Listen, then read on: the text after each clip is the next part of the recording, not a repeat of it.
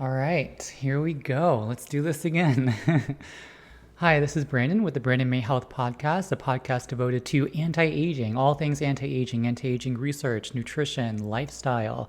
If that's of interest to you, please consider subscribing. I'd love to share this space with you. Whether you're watching this on YouTube, thank you for joining me if you're watching the video portion here on YouTube, or if you're listening to this, the audio version on Spotify or Apple Podcasts or wherever you're listening to your podcast. Thank you for joining me today. Before we get in, I've left some detailed show notes, a link to the detailed show notes, which can found before we dive in the description section down below. You can find some detailed show notes, a link to brandonmayhealth.com where I list all the show notes to this podcast episode.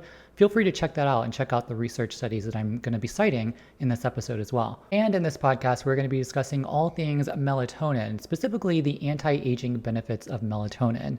We all know about melatonin. We know that it is something that helps us sleep. Maybe you're taking melatonin to help you sleep. I know I have in the past, and it's been very helpful. It's a great natural sleep aid, and I definitely highly believe in it because it has helped me in the past. I don't take it anymore, but specifically, there are some studies showing that melatonin has anti-aging effects on the skin. We're going to get into that. But before we do, every podcast I start off with a product or an intervention that I've incorporated into my life. Usually, if you've listened to my last 3 podcasts or so that I've had so far, you'll see that the products that I've been using are new supplements and something that I really do believe in. The product that I'm using right now is something that a viewer on YouTube, on my YouTube channel, Brandon Miles May, has suggested. She asked me about it a few weeks ago and asked me what I thought about it in terms of its anti-aging benefits. And I didn't really have an answer because I haven't really used it until the past week. I've been incorporating it into my lifestyle because I've been looking at research studies on its anti-aging benefits, and I found some compelling or at least promising studies showing it has several different anti-aging effects on the skin.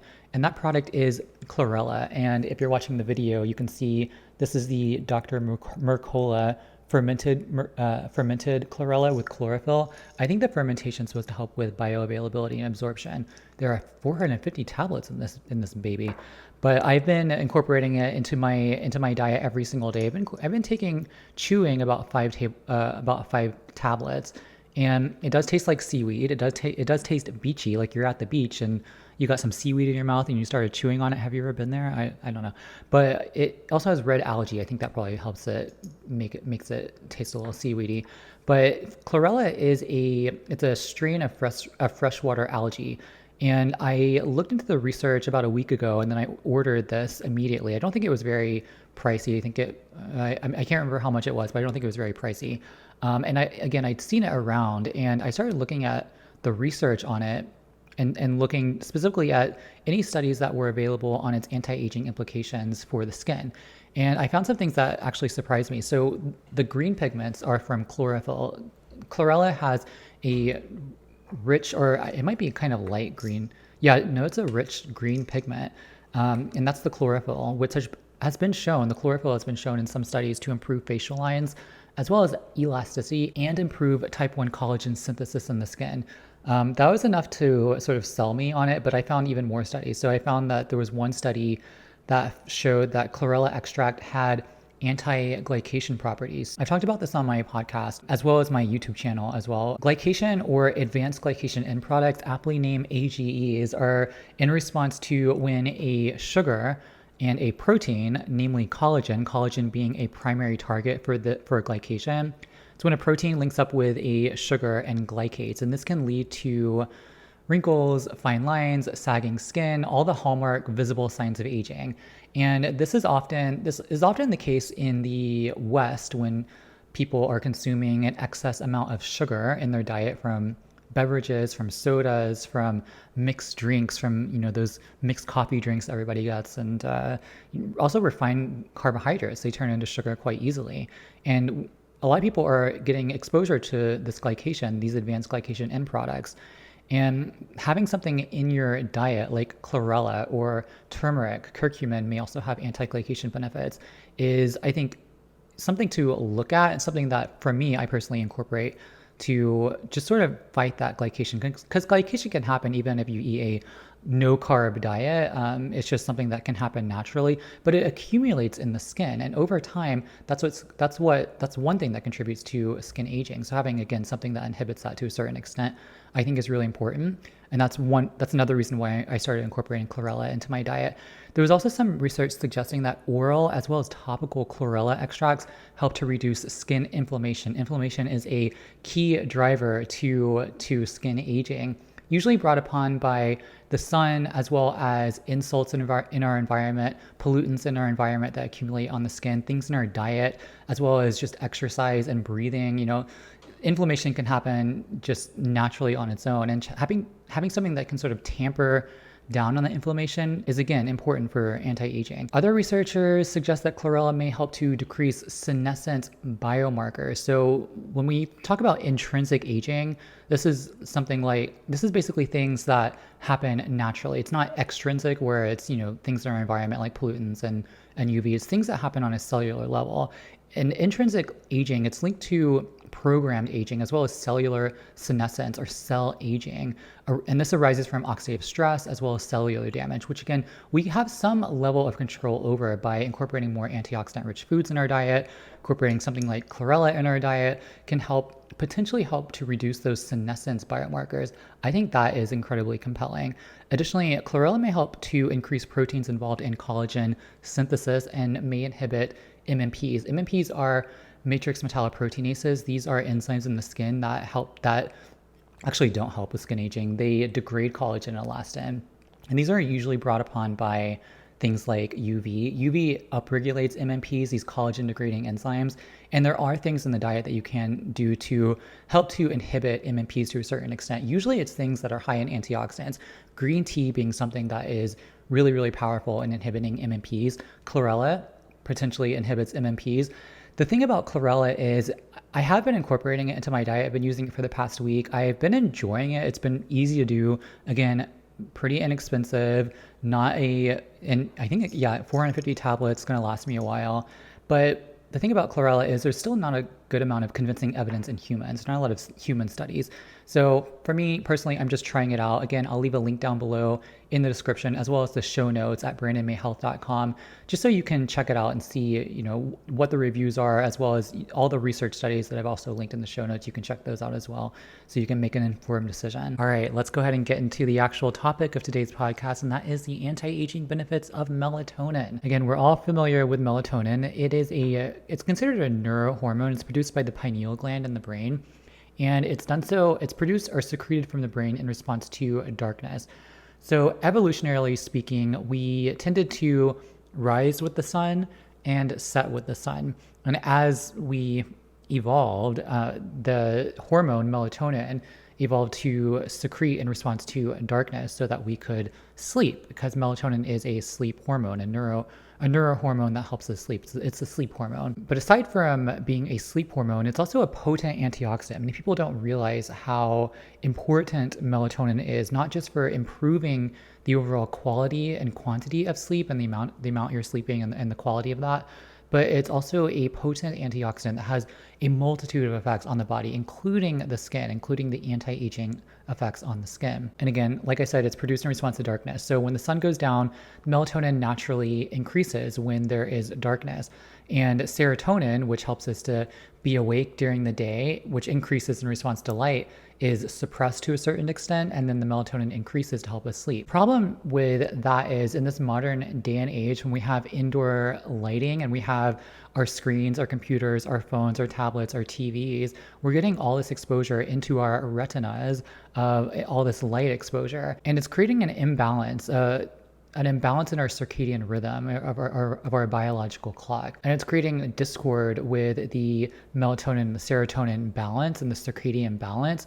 And we're getting all these mixed signals. Our melatonin is being suppressed. Our serotonin is increased at night when it's supposed to be the opposite. And therefore, that's having significant effects on our health, albeit at small levels, but over time it accumulates and causes some negative effects, especially on the skin. First of all, when you're not getting enough sleep, that's going to have effects on your skin, because your skin's not going through the normal restoration, repair, healing process. But the melatonin, you're not getting exposure to sufficient amounts of melatonin during the night, and therefore you're not getting those antioxidant benefits. So the impact of bedroom light on melatonin is significant. So what are the anti-aging effects of melatonin? And when I was doing the research, I was actually very, very surprised about all the studies that I found. There's a lot of studies on topical melatonin, but also on just natural melatonin as secreted from the brain, as well as oral melatonin. First of all, the effects of melatonin on skin anti-aging is considerable, and I was not aware of this until I did my research for this podcast. And it's something that people don't fully explore. People don't typically talk about the effects of melatonin on anti-aging of the skin, but melatonin has demonstrated anti-aging properties in both in vitro as well as in vivo studies and human studies. The skin, before we get into those studies, the skin has functional melatonin receptors and is able to produce and regulate melatonin synthesis in the skin. That aside, it increases expression and activity of enzymes in the skin that scavenge reactive oxygen species, or ROS, as well as help to repair DNA. That is significant because when it comes to skin aging, there is DNA damage, especially with respect to UV, ultraviolet radiation exposure, as well as pollutants in our environment, things in our diet, things just in our natural lifestyle, as well as just the intrinsic aging, as well as reactive oxygen species. Free radicals can generate just naturally in the body and have some benefits as well. Inhibiting all oxidation or free radicals is not the way to go, but it's about inhibiting the excessive production of ROS as well as DNA damage. Furthermore, melatonin, because being a powerful antioxidant, it limits oxidative stress and reduces inflammation to a certain extent, as well as ultraviolet radiation, UV radiation. UV being the primary driver of skin aging, or external skin aging. I think that there's some researchers who suggest that skin aging, or UV, is responsible for 80% up to 90% of skin aging. And then it has those downstream effects like inflammation and oxidative stress that, again, are key drivers in skin aging. So having something that limits these, like melatonin, is incredibly important. But people, again, don't really talk about this that much when it comes to the anti-aging world. We talk about other things, just antioxidants generally, but we don't really talk about melatonin, the natural production of melatonin, as well as topical and oral melatonin and its effects on anti-aging. When it comes to inflammation, it may limit inflammation. Melatonin may limit inflammation, and inflammation is a big driver of skin aging. Another downstream effect of UV pollutant exposure, as well as just exercise and naturally produced inflammation. But inflammation, also termed inflammaging in the anti-aging space, which I actually do prefer that inflammaging, that term, because it definitely describes on a cellular level what happens when it comes to skin aging. Furthermore, mitochondrial dysfunction. This is a significant contributing factor to aging. And melatonin, when it comes to mitochondrial dysfunction, it has been reported to improve with melatonin on several levels in different cells and different systems. So this mitochondrial dysfunction can happen in the cells and sort of drive the biological aging, but also drive skin aging and sort of, the visible signs of aging. So melatonin has an important role in potentially improving that or reducing that mitochondrial dysfunction to a certain degree. There are also, one of the key factors of external or skin aging is epidermal atrophy, or basically skin thinning. When the skin gets thinner, it's more prone to showing signs of dryness and fine lines and wrinkles and things like that. But there is some research to suggest that melatonin may improve overall epidermal thickness. That's pretty exciting. Whether or not just improving the natural production of melatonin at night by just turning off all the lights and exposing yourself to darkness and taking a melatonin pill is going to help is debatable. And I'll get into that a little bit later in this podcast. But I did want to mention this one ex vivo study that I found in my research. And it was an ex vivo study of human eyelid skin, which, yes, I know, sounds gross, but it did reveal very significant findings, very promising findings with respect to the anti-aging effects of melatonin.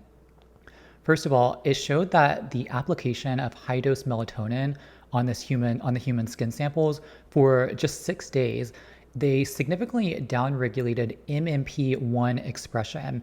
And MMP I think, did I mention this earlier with the chlorella? MMP are these matrix metalloproteinases. These are collagen degrading enzymes. And when your skin is exposed to UV, when it's exposed to visible light, pollutants in our environment, basically everything in our environment, it can induce the generation of these collagen degrading enzymes. So having something like, again, things in your diet like green tea, chlorella, or other antioxidant rich foods, as well as paying attention to the effects that light has on your melatonin levels at night, can be incredibly important for inhibiting, to a certain extent, these MMPs. That's playing a powerful role in skin anti-aging. And the same study of human eyelid skin, I just can't get over that. Oh my gosh.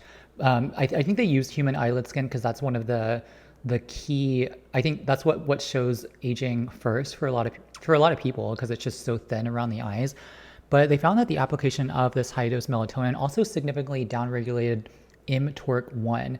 And mTORC1 stands for a mammalian target of rapamycin complex 1.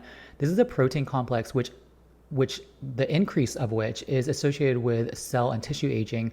And this is given that the mTORC pathway promotes senescence. Again, senescence being cell aging. Very important to think about. Senescence is another driver of skin aging, and it's something that has not yet been fully explored, and the impacts of which have not been fully elucidated, but it's definitely a powerful factor involved in skin aging. So again, having something that may help to tamper down on that mTORC1 pathway, or complex, I should say, may be important for helping to just sort of limit, to a certain extent, that senescence. This same study also found that melatonin significantly increased the VEGF-A protein, and this is a protein that induces human skin rejuvenation. So increasing this protein that increases human skin rejuvenation is very promising. This protein also reduces oxidative stress and improves oxidative damage repair. Another important thing to think about when it comes to skin and skin anti-aging. The study also found that melatonin significantly increased expression of fibrillin-1 protein and improved the network of collagen and elastic fibers in the skin. A key stem cell niche matrix molecule called transmembrane collagen 17A1, this declines over time, was also significantly upregulated with melatonin in the study. The study had a short treatment window of just like 6 days, so it's hard to tell, what the longer term effects are of melatonin on the skin, but the researchers did suggest in their paper, which I'll leave a link down below in the show notes, but they did suggest that the effects of melatonin could be maximized in a longer term clinical study that actually involved humans. Very promising study, very compelling study on the effects of melatonin, but let's dive a little bit deeper into some more research to just sort of elucidate, I guess, the further benefits of the potential benefits of melatonin on skin anti-aging. So when we think about melatonin, there is one thing that it also plays an important role in when it comes to anti-aging, and that is its role, or its involvement in activating something called NRF2. And I've talked about NRF2 in my YouTube videos on like broccoli sprouts, I believe, because that helps to activate this pathway. NRF2 stands for nuclear factor erythroid 2 related factor 2. This is a pathway that orchestrates endogenous antioxidants, so antioxidants that your body naturally produces, like glutathione peroxidase, superoxide dismutase, catalase, and it helps to protect the skin against UV radiation associated with oxidative stress, or oxidative stress associated with UV radiation. And one of melatonin's antioxidant effects is by activating this NRF2 expression. And this is one reason NRF2 is something that's really critical when it comes to anti-aging of the skin, and it's one reason why I incorporate things like broccoli and broccoli sprouts, as well as a broccoli sprout extract supplement, just because the research out there is so compelling when it comes to the skin and when it comes to anti-aging, that it's something that I try to incorporate into my lifestyle any chance that I can, into my diet any chance that I can, something that will help to activate that expression of that NRF2, because it orchestrates all these natural, powerful antioxidants that your body produces on its own. And over time, the body can have a hard time producing some antioxidants. And so having something that can just sort of help it along the way can be incredibly powerful. Melatonin also features potent anti-inflammatory functions. And again, inflammation is a powerful key driver to aging and skin aging. And this may also help to play a role in protection of the skin against UVR or UV radiation.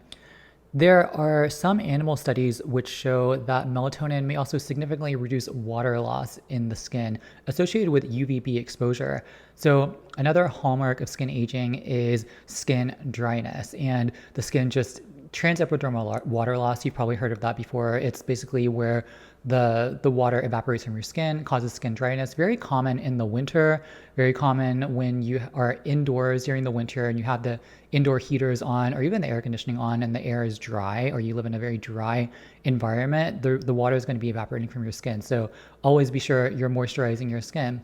But over time, the skin also has a hard time keeping in that moisture, and the water loss can occur over time. So having something in your arsenal, I should say, your nutritional arsenal, or something like melatonin, and increasing your production of melatonin naturally, that it may have an effect on that water loss, a beneficial effect on helping you retain water, is incredibly important. And when I say retain water, obviously I mean in the skin, because that gives it its plumpness, its sort of vibrancy, its bounciness, and it's something that you definitely have to pay attention to when it comes to the skin and anti-aging.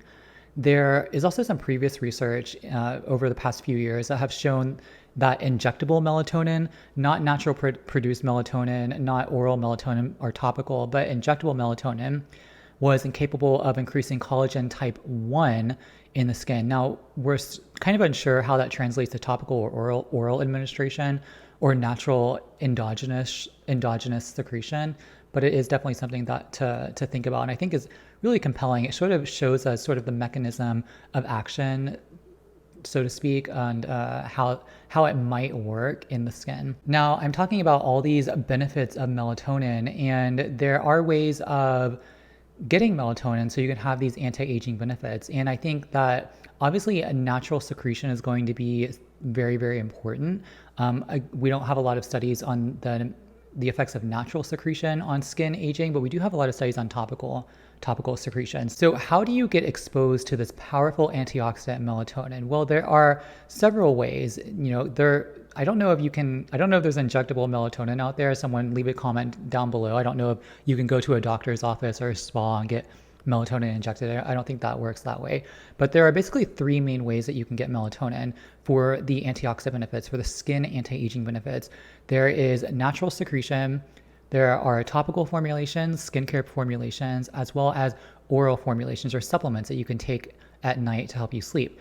The first one is natural secretion. I always try to go toward the natural option as much as possible. I mean, a supplement is fairly natural as well, I suppose, but I try to do something that will help to just support my body, increase that production of whatever it is, antioxidants, melatonin, etc. But natural secretion, like I mentioned earlier, it's secreted in response to darkness. So one way to increase your level of this antioxidant-rich hormone is when the sun goes down and it becomes nighttime. And this is going to vary by your lifestyle. This isn't going to be doable for everyone. I understand that, but it's important to limit your exposure to bright light at night. And that means powering down your devices if you can, powering off your cell phone if you can, your mobile device, your smartphone, because that blue light increases your serotonin and suppresses your melatonin significantly. So doing things maybe with your family, like playing board games or reading a book or doing things in low lit environments at night, about 2 hours before bed is ideal, because that's going to help you improve your natural secretion of melatonin, and you're going to have greater exposure to that antioxidant for longer periods of time. And it might even help you sleep, which also has untold amount of benefits to your skin. So again, no screens at night if you can. If you can't, dim the lights in your environment to a significant extent, you could also, and I do this even when I do dim the lights at night 2 hours before bed, you can wear blue light blocking glasses. And I've been doing this for the past couple of months now. I've known about it for a few years, but I haven't been incorporating it. Maybe really good for retinal health over time. And that's another key for longevity and anti-aging, because your eyes are very important. Your eyesight is very important to help you get around in this world. So but just anti-aging of your eyes. And blue light blocking glasses help to block out the blue light that comes from all our devices, our indoor lights, and can be very helpful for just improving the amount of melatonin that we produce at night if you can't get away from the light. But even if you can get in that dim lit environment at night 2 hours before bed consistently, personally, I still wear those blue light blocking glasses because I think that's really important. There's also foods that can potentially promote the production of melatonin. There's fish, there's oats, there's cherries, goji berries. These are also really high in antioxidants, low in sugar. Cherries aren't as much low in sugar, but goji berries, fish, oats can be very, very powerful in helping to just support the overall production and secretion of that melatonin at night. I try to incorporate all of those foods into my diet. Oats every now and then, just because of the high carb content.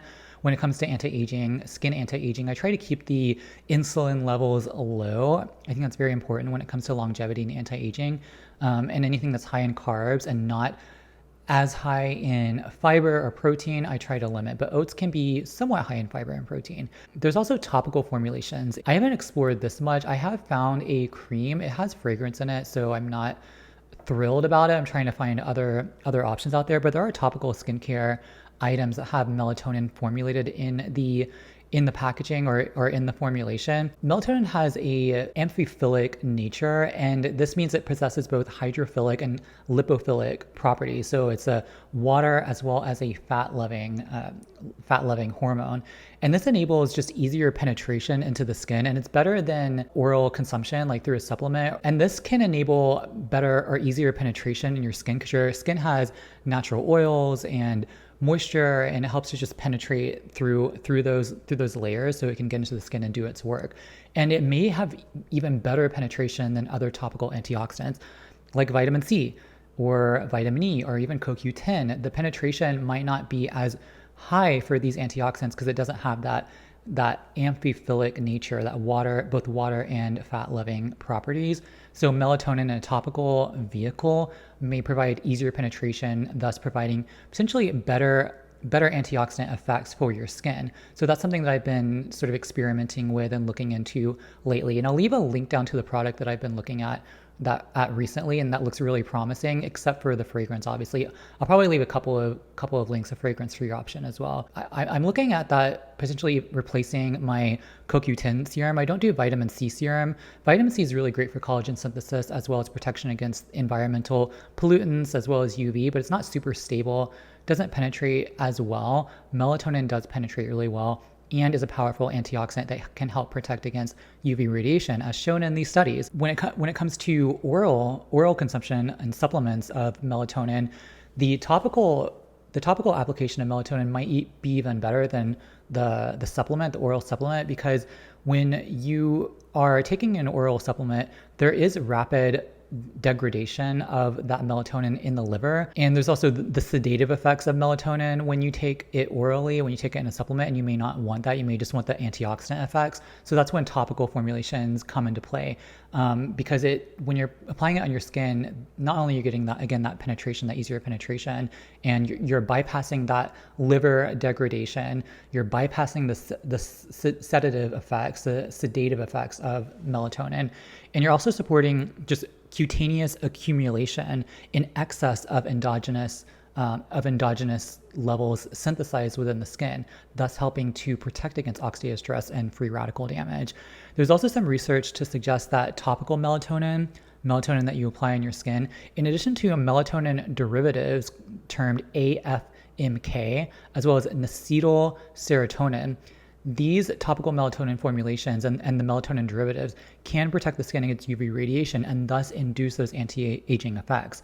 So obviously, it's not a replacement for sunscreen and just having safe sun exposure, or reducing sun exposure and using UPF 50 clothing and sunscreen and your dietary efforts and things like that. But it can help to just overall support that UV radiation.